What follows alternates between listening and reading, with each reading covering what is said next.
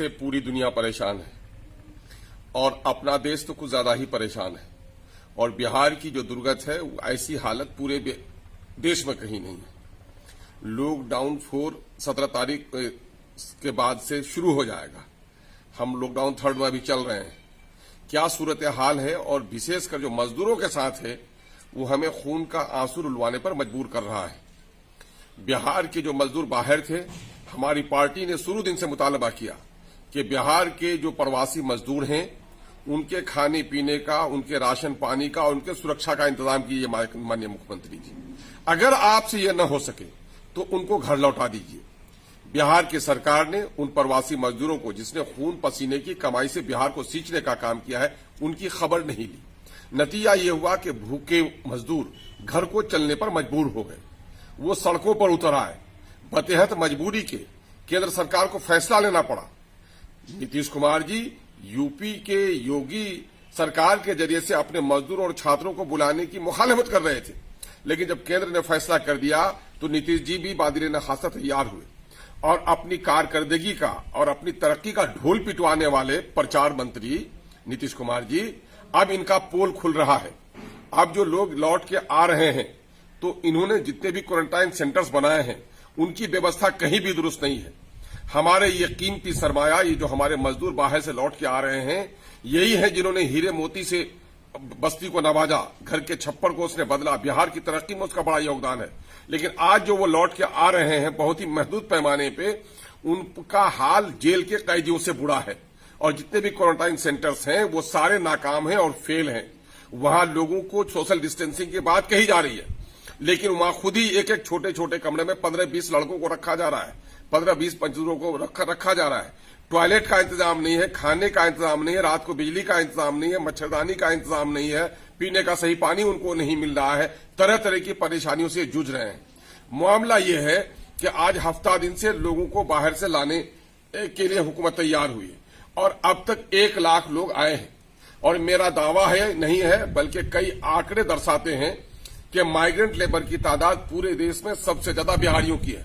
आप जहां भी चले जाएं, चाहे आप सूरत चले जाएं, चाहे अहमदाबाद चले जाएं, गुजरात के दूसरे इलाकों में चले जाएं, बंबई में चले जाएं, पंजाब में चले जाएं, हरियाणा में चले जाएं, तमिलनाडु में चले जाएं, इन तमाम तर जो औद्योगिक शहर हैं, कर्नाटका में चले जाएं, वहां अगर सबसे ज्यादा मजदूर कहीं का मिलेगा तो बिहार का मिलेगा।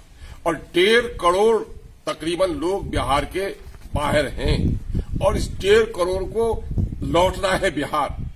तो इस 1.5 करोड़ को लौटाने के लिए मुख्यमंत्री जी ने क्या इंतजाम अब तक किया? एक तो यह है कि बाहर में रहकर ये डंडे खाए पुलिस के, भूखे हैं, रो रहे हैं, उसकी कोई खबरगिरी आपने नहीं की। आपकी चतुराई तो इसमें होनी चाहिए थी कि जहां ये मजदूर काम कर रहे थे उनके खान पान की व्यवस्था आप कर दिए होते तो ये मजदूर घर लौटने पर मजबूर नहीं होते, इसलिए अपना मन बना लिया था। लेकिन जब वो बाहर में डंडे खाए और भय के वातावरण में जीने लगे, भूख से रहने लगे, तो घर आने पर वो नाहक बेचारे मजबूर हुए हैं। और जब घर आए हैं तो उनके साथ आप कैदियों का सलूक कर रहे हैं। और जो रफ्तार है, जो अभी आपकी माननीय मुख्यमंत्री जी, आपकी जो अभी मीटिंग हुई है प्रधानमंत्री जी से, आपके दिल की बात फिर भी सामने में आ गई है। जब बात चली मुख्यमंत्रियों की मीटिंग में प्रधानमंत्री की कि लोगों को लौटाने की, तो आपने कहा कि ट्रेन का चलाना अभी जल्दबाजी होगी। इसके माने आज भी बिहार के मजदूरों को आप लौटाने पर तैयार नहीं है। आपने 1-1 हजार की जो राशि देने की बात कही थी, हम लोगों ने दावा किया था कि 10% से भी ज्यादा लोगों को नहीं मिला होगा, 10-15% से ज्यादा लोगों को नहीं मिला होगा। पूरे बिहार के 1.5 करोड़ मजदूरों में सिर्फ 28 लाख मजदूरों को 1-1 हजार रुपए दे पाए और ये 1-1.25 करोड़ को अब तक आपने फूटी कौड़ी नहीं दी है। और अब तक आपने हफ्ता दिन के प्रयास में 1 लाख लोगों को लौटाया है। 1 लाख। और बिहार के 1.5 करोड़ प्रवासी मजदूरों के लिए अगर ट्रेन चलाया जाए, 1250 लोग अगर एक ट्रेन पर आते हैं तो आपको 12,000 ट्रेन चलानी पड़ेगी। अगर सीमांचल के जो हमारे 8-10 लाख लोग बाहर हैं, अगर इनको आप सीमांचल लौटाते हैं तो इन 10 लाख लोगों के लिए आपको 1200 ट्रेन चलानी पड़ेगी। और अगर आप इन 10-15 लाख लोगों को लिए, और अगर किशनगंज के जो हमारे 3 से 4 लाख लोग बाहर हैं, तो इनको लौटाने के लिए भी आपको 320 ट्रेन चाहिए।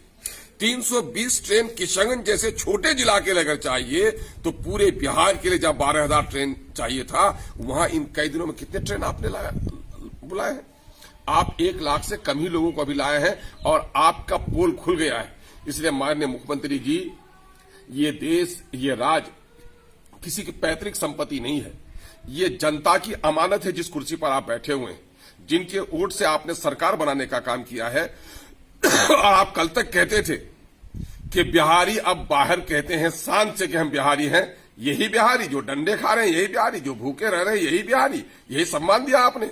आपके क्वारंटाइन सेंटर्स में भी आज पुलिस के डंडे की बुनियाद पर उसको चुप किया जा रहा है, उनके परिजनों को बोलने नहीं दिया जा रहा है। आपके दलाल लोग जाकर वहां चमचागिरी करते हैं और मीडिया के लोगों को आपने रोक दिया है। मीडिया को क्यों रोका? ऐसी घड़ी में मीडिया को हर जगह इजाजत मिली है। मीडिया को इजाजत दीजिए, मीडिया कर्मियों को इजाजत दीजिए, सोशल डिस्टेंसिंग को सामने में रखते हुए। जिस तरह आपके सेवक और जिस तरह कर्मचारी, अगर मिडिल स्कूल का और स्कूल का टीचर आपने वहां का उसको प्रभारी बनाया है, अगर आपका डीएम और आपका बीडीओ, आपका सीओ जाकर के उनकी हाल चाल पूछ सकता है, तो मीडिया कर्मी क्यों नहीं पूछ सकते? ये चौथा स्तंभ है देश का, जमहूरियत का। इनको सिर्फ इस डर से आप जाने नहीं दे जा रहे हैं कि आपके कुव्यवस्था की पोल न खुल जाए।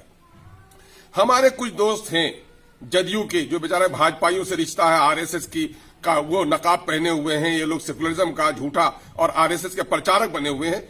उन बेजमीर लोगों के लिए भी है, वो हम पर इल्जाम लगा रहे हैं कि साहब अपोजिशन के लोग, एमआईएम के लोग कह रहे थे कि मजदूरों को पास लाओ, मजदूर वापस आए तो बीमारी आई।